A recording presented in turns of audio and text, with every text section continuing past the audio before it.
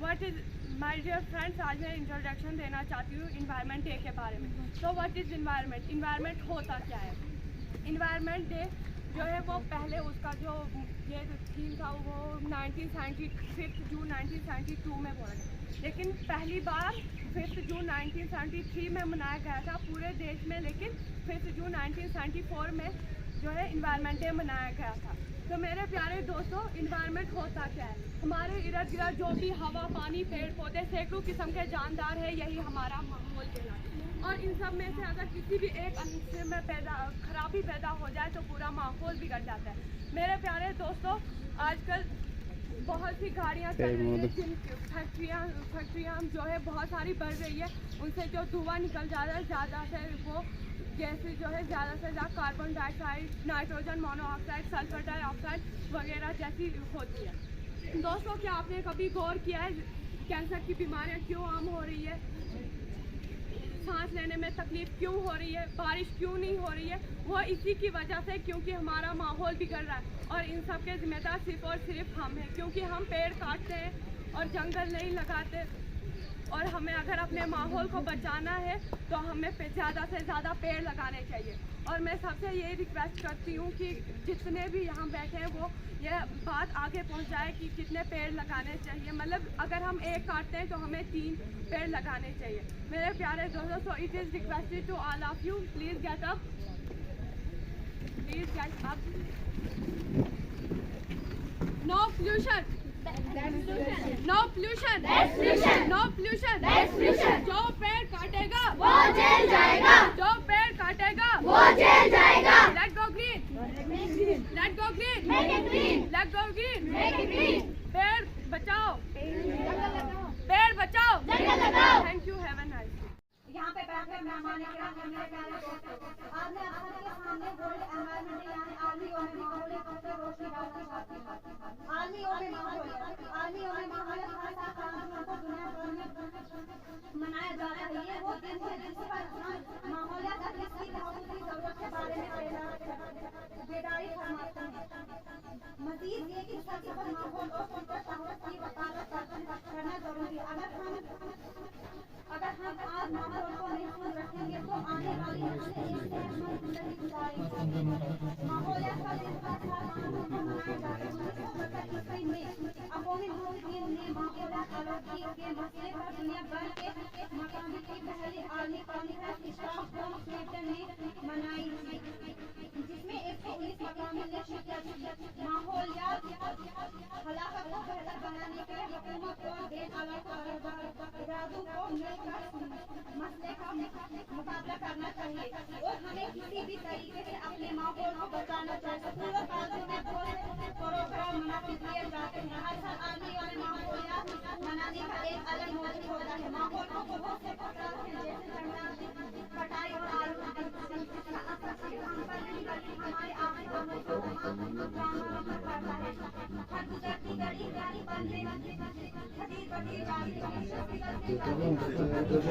Respected chief guests, teachers and all my dear friends, today I am here to give a speech on World Environment Day, and I am thankful to you for giving this opportunity. I am so happy to see you together here. A big thanks to each and every present here to joining event. World Environment Day. World Environment Day is celebrated on 5th June every year. Its aim is to raise global awareness about our environment.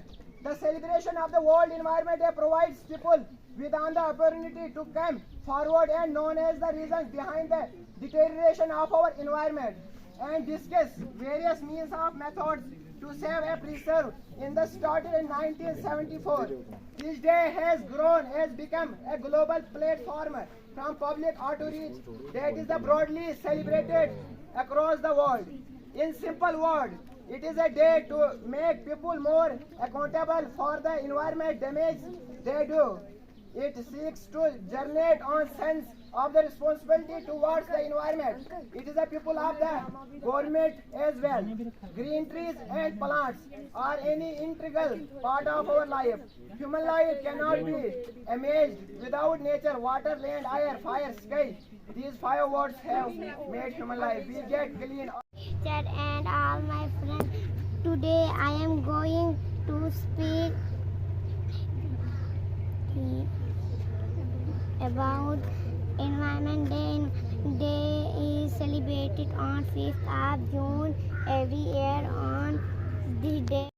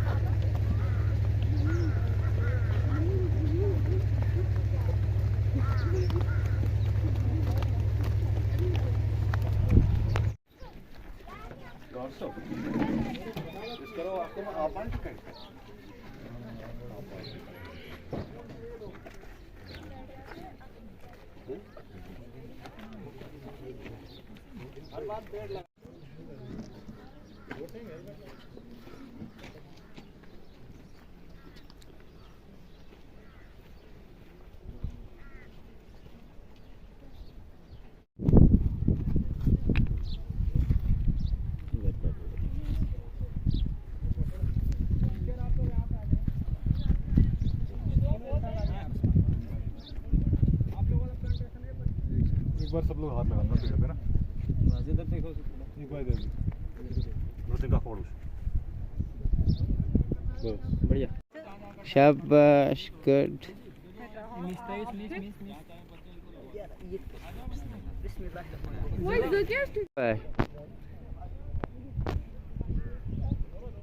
ठीक है। तो ma'am आए हैं, आप लोगों का नाम बताएंगे। जिसका भी नाम बताया जाता है उसके लिए ढेर सारी क्लैंपिंग करना, और जिनको नहीं मिल रहा है उनके साथ भी हमारी पास पार्टी रही है, उनको भी हम कोशिश करेंगे कि वो भी और अच्छा करें। अगले प्रोग्राम में हम उनको प्राइज दें, ठीक है।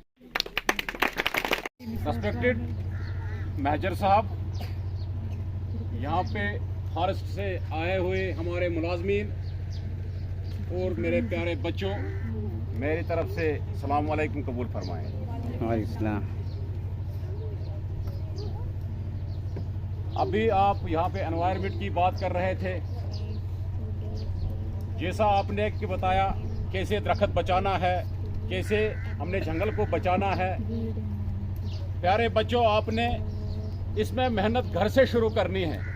आपने तो यहाँ पे बता दिया, अगर आप अपने इलाके में अपने घर में बता देंगे, हम यहाँ के रहने वाले हैं, अगर हम अपने घर में बताएंगे कि एक दरख्त का रहना, एक दरख्त अगर हम काटेंगे उसका नुकसान कितना है, अगर हम अपने घर वालों को बताएंगे तो वहीं से हमें अच्छा रहेगा।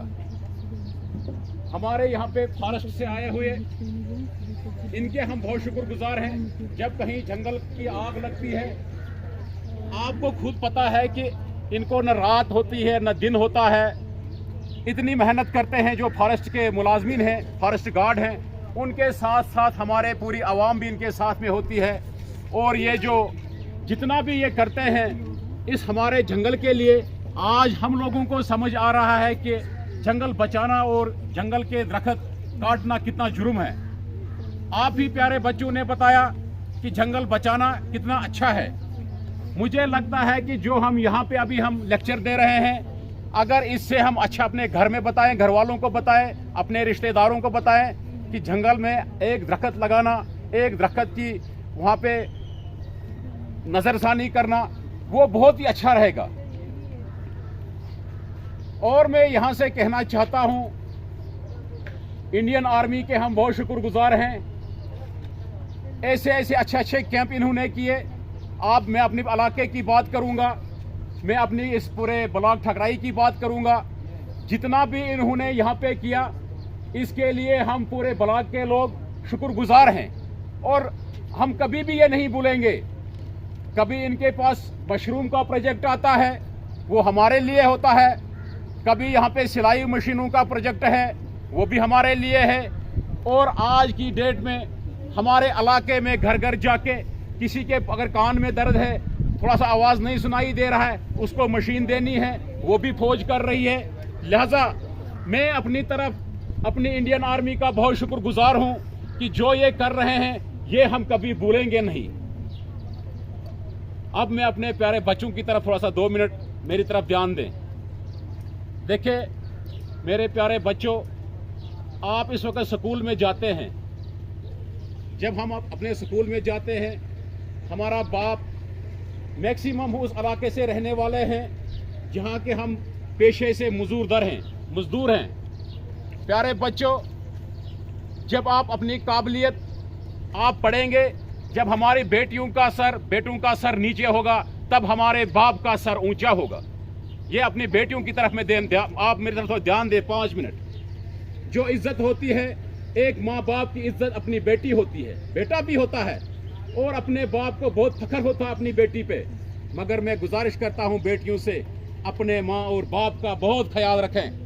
वो मजदूर होता है, वो चोरी करता है, मजदूरी करता है, रात दिन क्या क्या करता है, कहाँ कहाँ जाता है, कहता है कि मेरा बेटा जो है वो पढ़ना चाहिए, मैं कुछ भी करने के लिए तैयार हूँ। और मेरे प्यारे बच्चों, ये नहीं सोचना हम किसी मजदूर के बेटे हैं, हम मजदूर की बेटियां हैं, क्या हम नहीं पढ़ पाएंगे।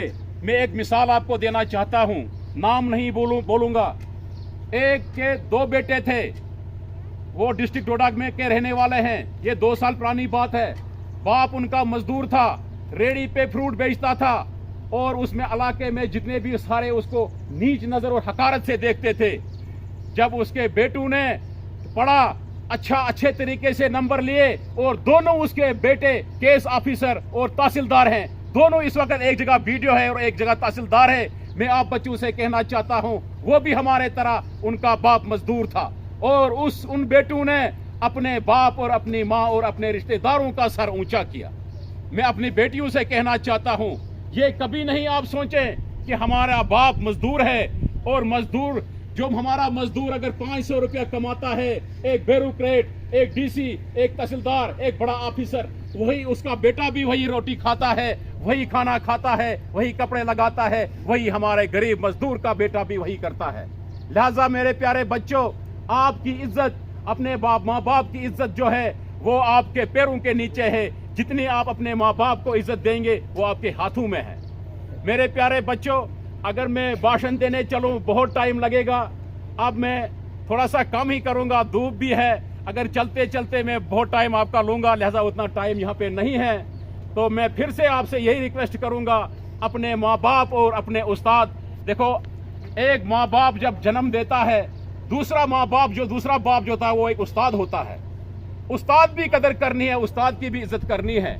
मेरे प्यारे बच्चों, जितना आपसे हो सके आप सुबह घर से निकले, सर झुका के अपने स्कूल में जाके, वहां से आए आप अपने घर में जाना है और अपनी तालीम हासिल करना है। अपनी तालीम हासिल करने के बाद सारी आवाम और सारी दुनिया आपके पीछे पीछे आपके पाँव चूमेंगे।